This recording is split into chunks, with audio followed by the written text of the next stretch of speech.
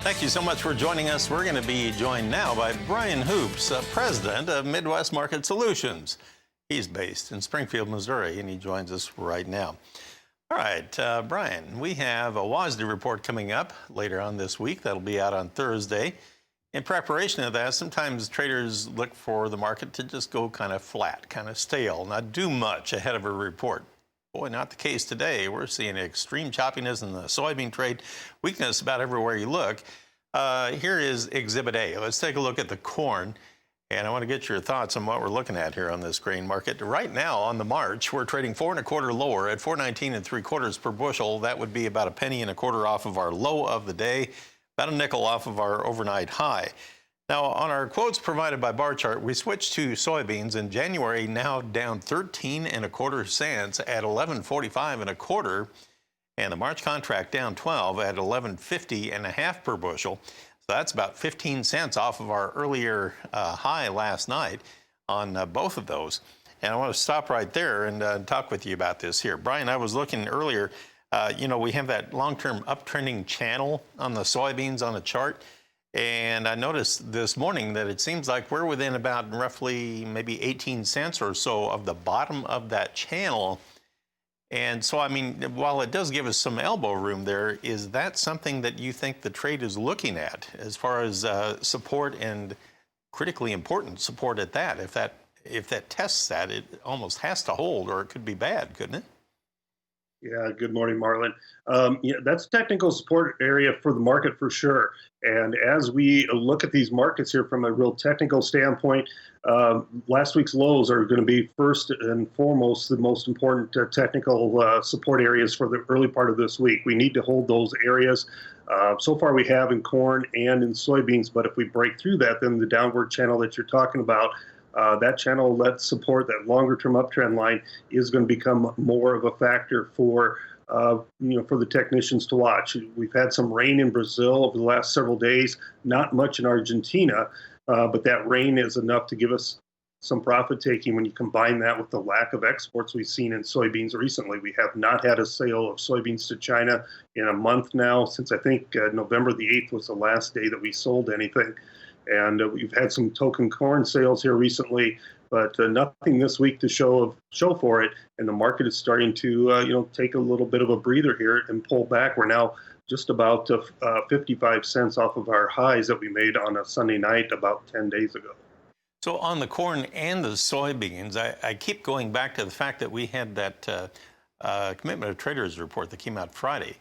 And we have the corn net long positions on commodity funds, 270,000 contracts. And on soybeans, even though they sold about 9,000 contracts last week, they're still up there around 100 and almost 95,000 contracts net long on soybeans. And even after this sell-off, it makes you wonder how vulnerable that is, if it still seems kind of top-heavy yet. Yeah, they are record long positions in corn and in soybeans right now, all-time record for futures contracts.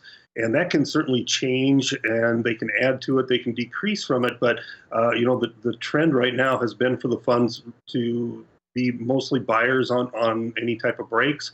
But it could be a real concern if we start breaking technical support in here, especially in soybeans and corn, where that fund position is so heavy. Last week's charts show an outside weekly reversal in corn. And so the key area is last week's lows. If we get follow through on that weekly reversal, it's certainly going to be bearish. And I think that support is around 414 for the March corn contract. So that's an area that a lot of technicians are going to be closely watching.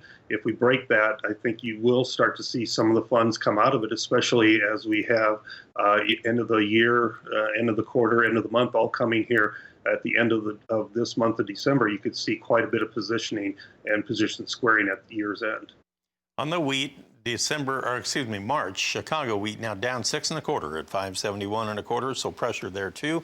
Kansas City, March down 7 1/4 at 538 1/4. And in the Minneapolis spring wheat trade, we have March currently down 5 at 543 3/4.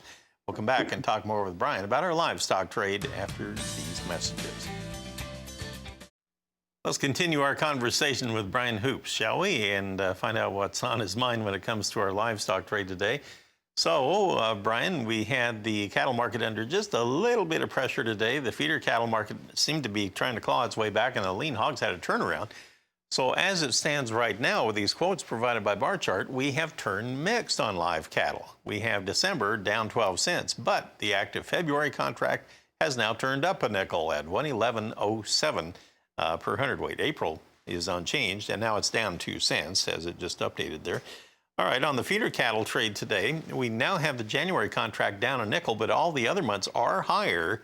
March is up 25 cents now at 138.40 per hundredweight, and that would be 90 cents off our earlier low this morning. And we had a dramatic turnaround in the lean hog trade today. The February contract, after hitting a low of 64.10, is now at 65.70, $1.60 off of that, and now we're 75 cents higher. So interesting things going on here in the livestock trade on a Tuesday here. Brian, what do you make of the action we're seeing so far? Kind of whipsaw type stuff. Yeah, definitely very choppy type action in the livestock markets today. Cash outlook for the cattle is a steady at best. I think we're going to see $1 to $2 lower this week after a big sell-off in the futures yesterday, and likely we're going to see additional weakness in those cattle because cutout values continued to drop. We were down sharply last night, and trade's kind of seeing a little bit of a short covering into today's midday updates on the beef and pork cutouts, both in the cattle and the hogs in here. You're going to see, the beef cutouts probably down once again. Pork cutouts should be stronger, and the hog market is reacting and anticipating a little bit of a jump in the cutouts at midday here in the hog market. Well, you were talking about the lower beef cutout values yesterday. That was really big, and it is kind of amazing that the futures are able to kind of hold their own in the face of all that. So I'm glad you brought that up. That was big, and we're going to be getting new numbers here at 11 o'clock Central Time today. John Jenkinson will have those numbers after they come out. Brian, great information. Thanks for talking with us today. I appreciate that. Take care of yourself. Brian Hoops of Midwest Market Solutions in Springfield, Missouri. Tammy, back to you.